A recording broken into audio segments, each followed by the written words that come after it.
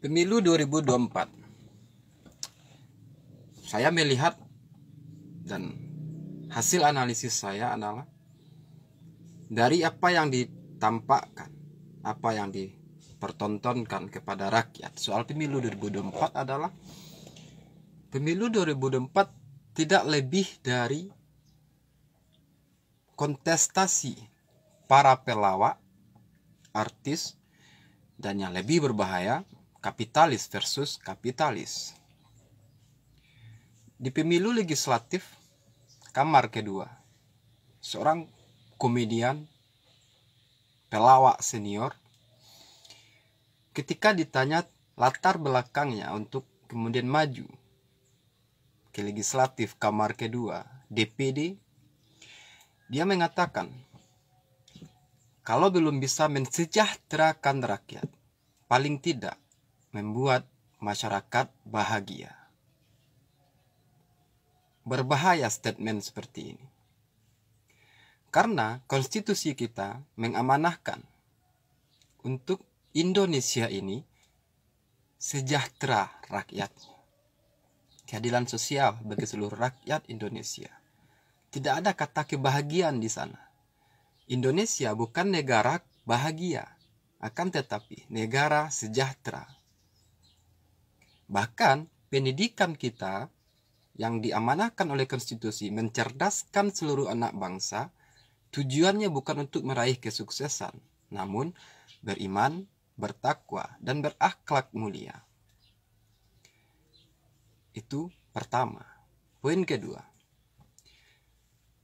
legislatif, ajang pertempuran para artis dan orang-orang populer, kemudian para pedagang.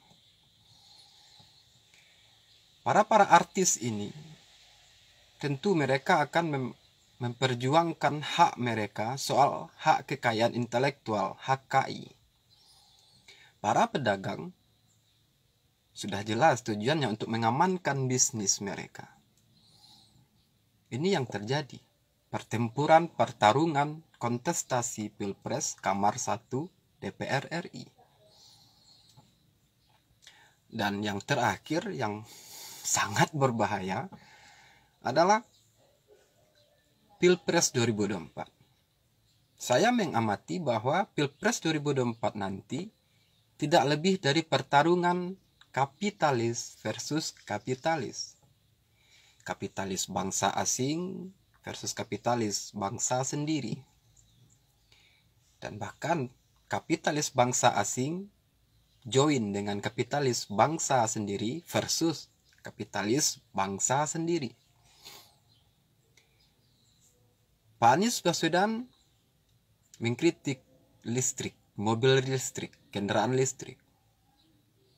Kemudian para kapitalis gerah balik menyerang Pak Anies Baswedan. Kemudian ketum partai politik dari keturunan Tionghoa setelah diundang oleh istana mengeluarkan statement, keturunan Tionghoa mengikuti capres pilihan presiden. Bayangkan itu. Kapitalis versus kapitalis. Belum lagi seorang kapitalis yang awalnya dari Partai Gerindra kemudian memutuskan keluar dari Partai Gerindra. Sekarang ini belum jelas arahnya. Ada yang mengaitkan akan menjadi cawapresnya Pak Ganjar, dan ada yang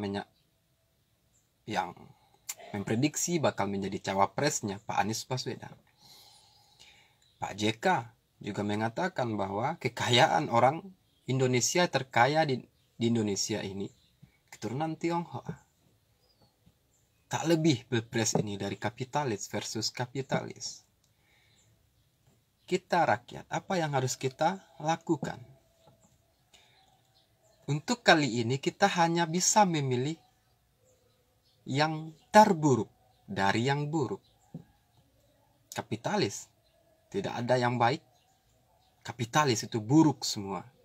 Karena mereka melakukan penghisapan. Menghisap manusia, menghisap tenaga manusia, dan membayar tenaga manusia tersebut dengan amat murah.